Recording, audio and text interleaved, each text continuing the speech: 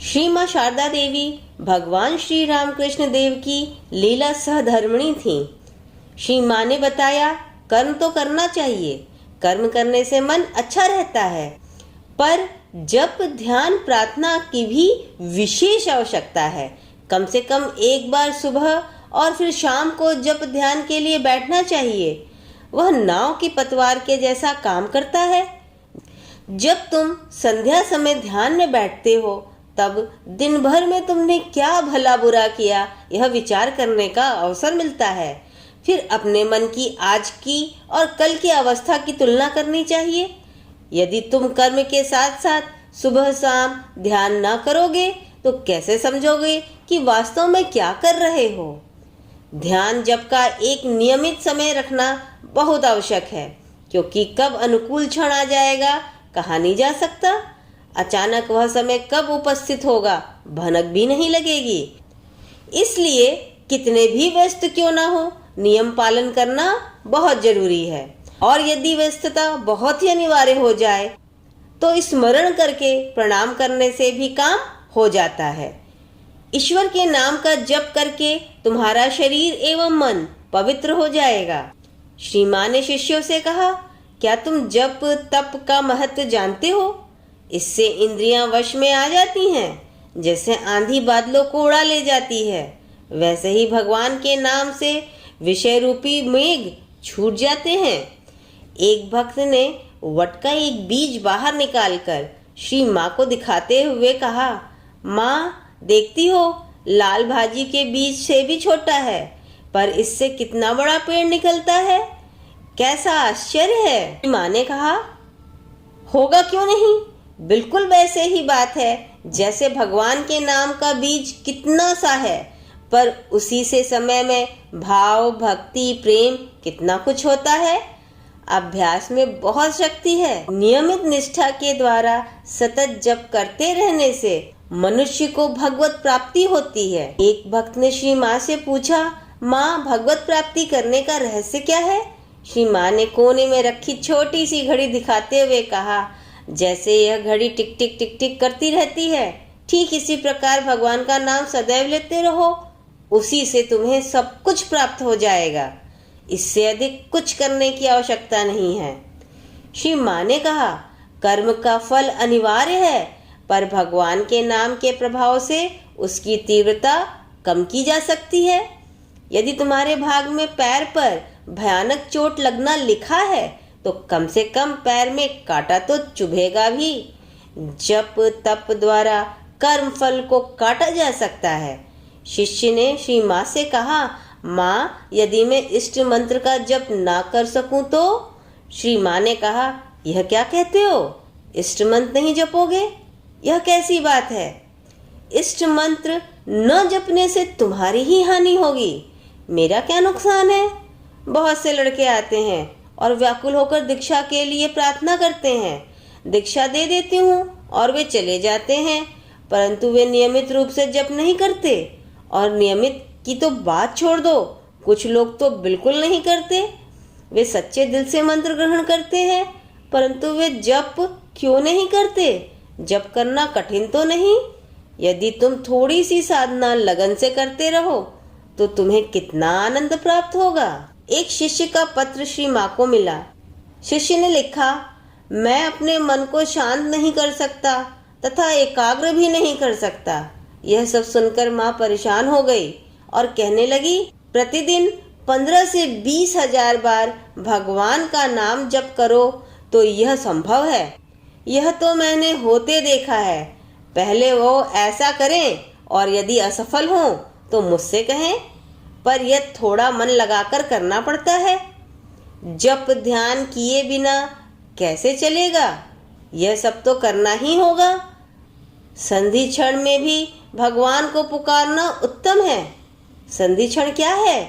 रात ढल रही है, दिन निकल रहा है, अथवा दिन बीत रहा है, रात आ रही है, यही हुआ संधि क्षण। इस समय मन पवित्र रहता है।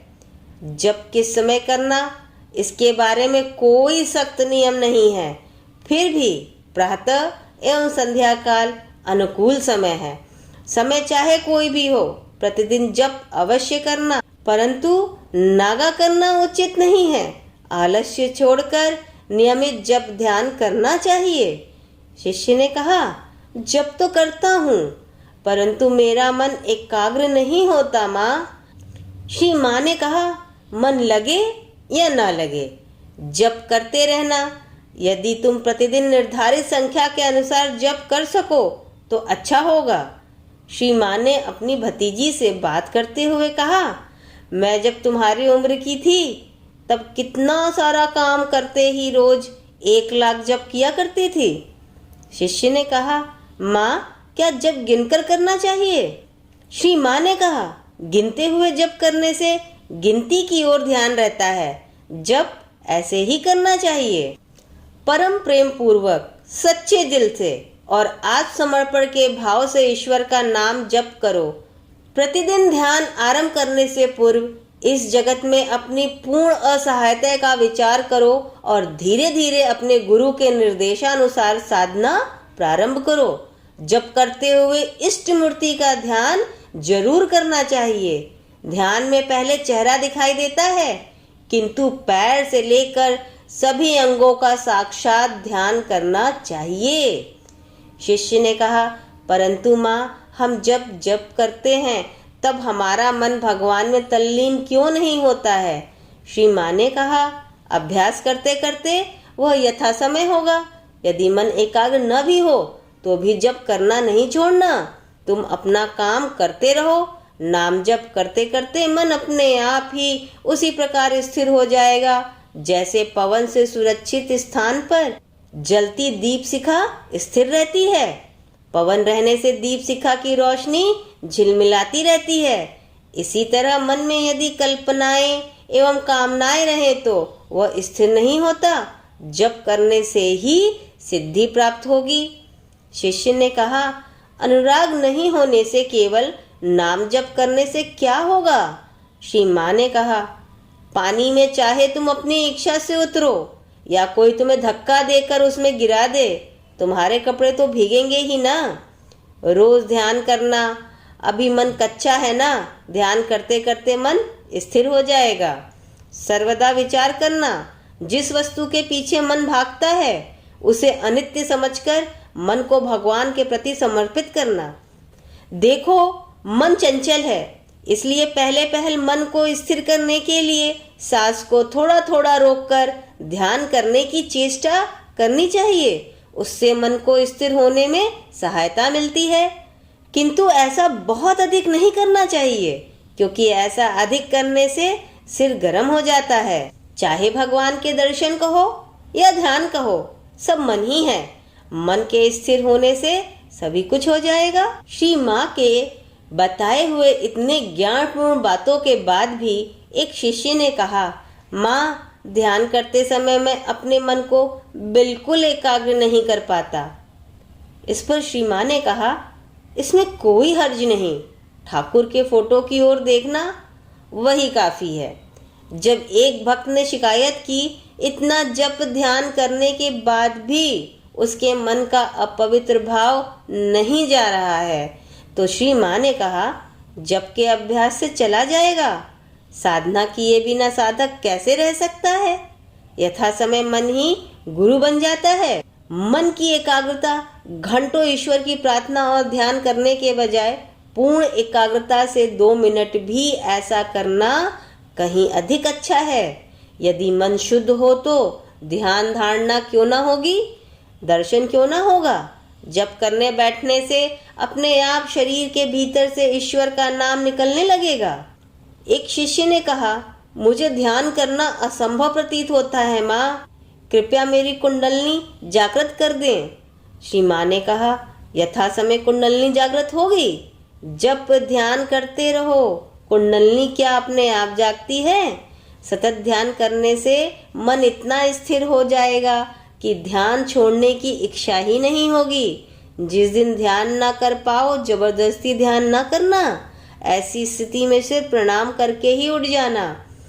असल ध्यान स्वतः ही होता है। कुंडलनी धीरे धीरे जगती है। भगवान का नाम जपते रहने से सब हो जाएगा। मन के स्थिर न होने पर भी तो बैठे बैठे ईश्वर के नाम का लाखों जप किया जा सकता है। नलनी जगने से पहले अनाहत ध्वनि सुनाई पड़ती है, पर जगदम्बा की कृपा न होने से यह नहीं होता। यदि कोई व्यक्ति ध्यान में स्थिर है तो उसे अपने हृदय में भगवान का स्पष्ट दर्शन होगा और वह उनकी आवाज भी सुन लेगा।